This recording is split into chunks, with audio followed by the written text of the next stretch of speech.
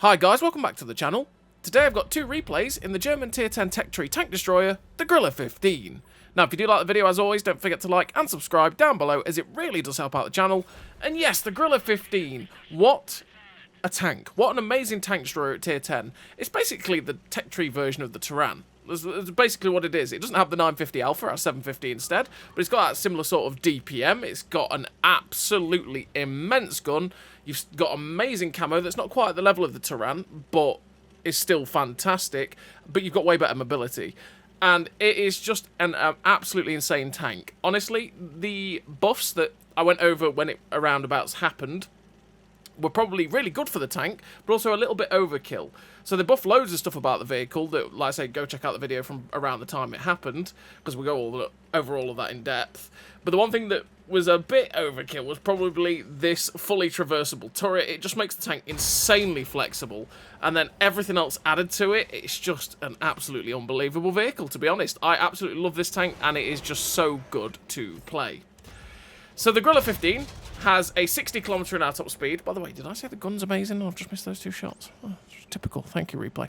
So anyway, we've got a 60 km/h top speed with a 15 km/h reverse speed, 850 horsepower engine, which is 21.25 horsepower per ton ratio, which means you fly up to that 60 km/h top speed fairly easily. It's a great power to weight, and you will get there. You are a very speedy boy. You're more like a medium tank with a big gun in that regard. 15% internal fire chances in the middle of fire chances. This tank does like getting set on fire if you get shot in the front, because that's about where the fuel tanks are, so be careful of that. But I haven't been set on fire all that often in this tank. 24 degrees a second on the hull rotation speed is a little bit slow, so the track traverse is slow for this vehicle. It does take a little bit to turn left and right, which differentiates it from being a medium tank realistically.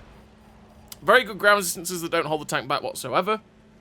263 meters of still concealment, with 281 meters of on-the-move concealment, which means you've got very, very good concealment, and it means you can stay unspotted until you get to a position where you can absolutely blap someone. 499 meters of view range means you can spot for yourself very, very easily in the Grille 15 as well, which is also very good for it. 28.24 degrees a second on the turret traverse is faster than the tracks and is very nice for the Grille 15. With a 1.25 accuracy during rotation, that's not very good. With a 3 accuracy during movement, which again, is not very good. It means that when you move the tank, turn it, whatever you do with it, the aim circle blooms out massively.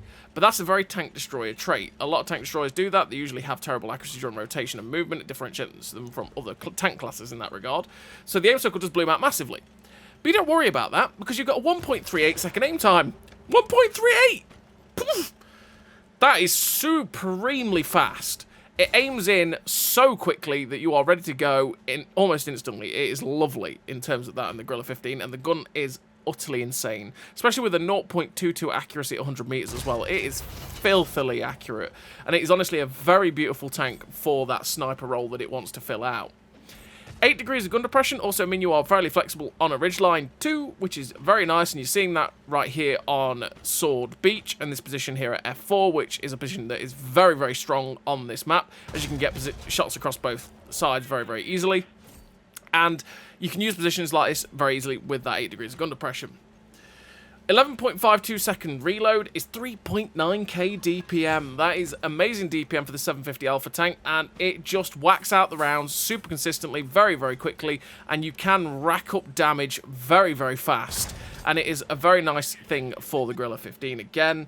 279 penetration on the standard AP is enough to go through most tanks you're ever going to face, and if you do struggle with anything that might be a super heavy vehicle, you can just load 334 pen heat rounds, and you'll absolutely eviscerate them. 1200 meters a second shell velocity on the standard AP as well is also pretty damn nice, meaning that it does fly very, very quick, especially for an AP round, meaning you don't have to give too much lead at distance to be able to hit your targets. But bear in mind, if you load the heat rounds with 900 meters a second shell velocity, you will have to give a fair amount extra lead, and it is below that 1000 meters a second average, which makes it feel a lot slower, and you will feel a little bit difference in the gun handling in that regard. But that's the stats for the Grille 15. Like I say, it is a very, very nice tank destroyer after those buffs, and it is just very, very good. And like I say, it is akin to the Tyran as a tech tree vehicle, realistically. So what do I run in terms of a crew and equipment? Born Leader, Rapid Reload, Sixth Sense, Situational Awareness, Steady Aim, Run and Gun, Camouflage Expertise, Silent Driving, Muffled Shot, Advanced Loader, Camo Net, Optics. Optics be able to get the 499 meters of view range so I can spot for myself fairly easily, and that means I can spot people at further distances, especially with the fantastic 263 meters of still concealment, which I'm getting out of the camo net and the camouflage expertise. Silent driving to get the camo during movement down as low as possible so I can get to the super stealthy positions without truly getting spotted very easily, and muffled shot to reduce the effect of firing on my camo so that I can stay stealthed more often when I do fire through bush cover. The advanced loader to get the best DPM I can possibly get out of this vehicle, with steady aim to make the fantastic accuracy even better, with run and gun to make the accuracy during movement better so that I can fire on the move at times and hit shots that are just filthy, or just generally getting the accuracy during movement down as low as possible so it doesn't bloom out that much more.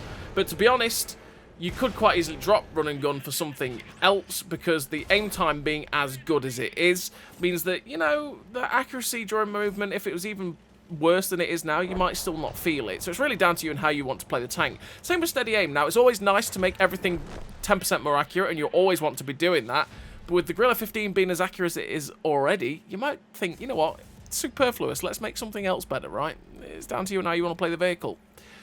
So we finished that first game with the first class, the Top Gun, the high caliber, 1608 base XP. A really nice game there with the 6.7k damage on Sword Beach.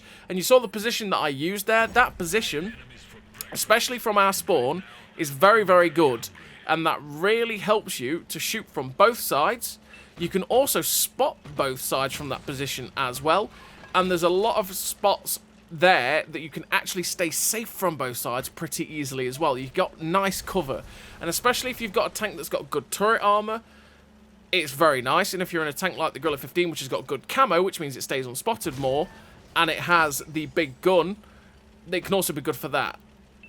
Tanks that might not be as good for that position are tanks that have a bit more of a pew-pew gun and don't really have much camo. They might struggle there a bit more often because they'll get spotted more often, and also they won't do quite as much damage every time they fire, and they'll probably get spotted to boot as well, which is pain, but there you go. So we're on to this second replay. In this second replay, we are here on Highway, and on Highway from this spawn, we're going to do what we typically do in anything that's not really got any armor and it's got a nice gun and we can snippety snipe, and that is defend this ridge line here, because from this ridge line here, we can shoot people as they cross into the town, and we can also shoot people as they attack our base at B7, B8 as well. There's no real point going across the AB line for us from our spawn, because a lot of the time, their team will get towards the B1A1 situation a lot faster, and as you've just seen, that Lynx 6x6 got there really, really quickly, but was still outdone by most of their team, and that's generally what happens every time anyone tries to go along the AB line, unless they just generally don't send anyone that way. And there's plenty of ways as well for people to catch you out, like going under the bridge where the medium tank is currently spotted, and they will be able to see anyone that tries to cross the AB line, and if they've got snippety snipers like where they've got at D1 and E2, they will farm you before you ever get up on top of the AB line, and yeah, it's just pure pain. Which means the only real option for our spawn is generally to go win the town, and then sit and wait for the enemy to push across the AB line, because what you never really want to do is win the town on this map, and then try and push out across the JK line, because again, the snippety snipers, if they've got the snippety snipers at J2, K2, again, you get out spotted very, very easily. They've got cover. They will just poke out, spot you, shoot you. You won't really get across the JK line very, very quickly, which, again, leads to a lot of the teams dying. A lot of the time when the team from this spawn loses, it's because they try and push across the AB line, lose too many people doing that, or they just simply just don't win the town. And then it ends up being that you start defending the AB line as their team pushes across, and then the town's been won by the opposition team as well, and they push out and kill you, because they start spotting you on this ridge line, which can be pure pain. So we're up to 3.4k damage already, with 438 assistance damage. We're nearly 3 minutes in, and I decided, okay, we've got to go win the town. The heavy tank's in here with us, so let's just go use our big gun, get rid of these people like the Concept 1B and the 705. But I thought, with the fact that the Concept 1B was spotted so late, and no one else had actually been spotted crossing the K line, I thought that Concept 1B would actually be alone, and he'd be the only one over here, and a lot of their team have gone the 1-2 line, which happens most of the time, realistically. But I was wrong. The 705A, or the 705, sorry, not the 705A. The 705 poked out and just went, "Hi, friend. I'd like to shoot you." And so he did, because, well, clearly he's already said he likes shooting us, so that's what he does. We're up to 4.8k damage. We've got a shot into the Concept 1B that tracked him, and the machine pops round and finishes him off. We're just going to try and hope that artillery doesn't like us, because, well, that would be a very bad time. And as you can see, it has gone quite badly, because they've won the AB line. And anybody that had actually been camping on the ridge where I was, at D8, have all come into the town with us. Which means there's no one defending the base anymore. And their medium tanks are pushing across, so we've just completely lost any semblance of control we had on the map, and it's not looking too great. So we're going to try and get into a position where we can catch out this Marat. So we put a big shot through the Marat, we get detected instantly, so someone was looking at us that wasn't that Marat, and we get ourselves safe. Again, I don't really want to get blacked by the arty, so I'm really hoping that that guy doesn't say, "Hi friend, I like grillers," and, you know, pens us, which wouldn't be very nice. So hopefully the Mantis might poke out, but in fact, the Marat does, and that's the accuracy of the gun right there. Beautiful shot straight through the lower plate, because that's what this gun can do. Slim shots like that, straight in, easy peasy, lemon squeezy. We're up to 6.3k damage with 1,004 assistance. It is currently 10-5, so they are winning quite handily. And we're just trying to put ourselves in ambush situations where we can spot down the line, hope that they just blither into the line, and good night, Mr. Mantis. Exactly how we wanted it. Now the medium tank's coming in. The Marat pushed in, but thankfully he hesitated because of the heavy tank. We're going to flank round behind him. We've got the AP round loaded, and there's an SU-130 PM. We are very lucky that we didn't take a hit from that guy, but again, I did not expect him to just appear out of the blue around that corner.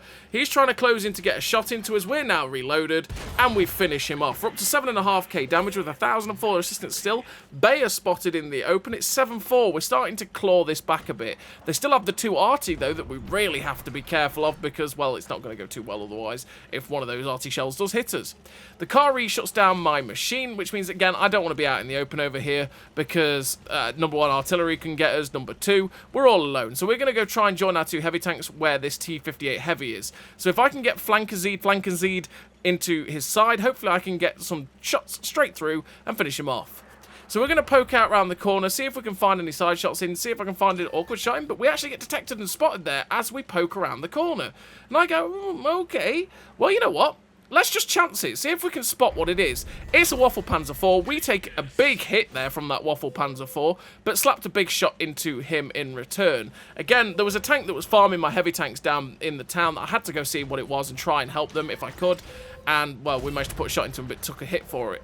We put a heat shell straight through the side of the T-58 Heavy's turret. I'm fully expecting that Waffle Panzer IV to come after us, but if we can get rid of the T-58 Heavy, that would be wonderful. We know he's fired, so I can poke round and finish him off.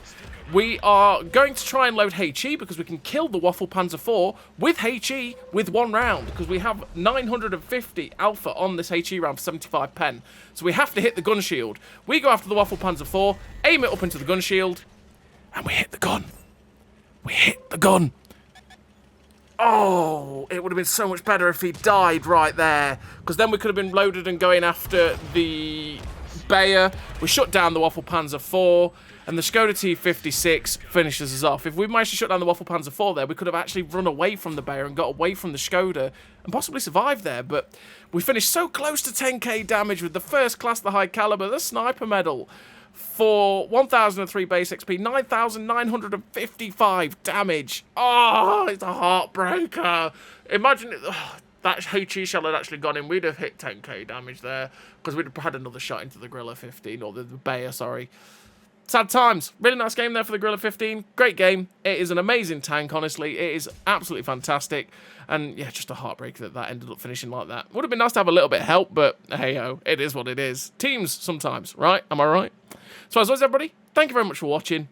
I'll see you next time.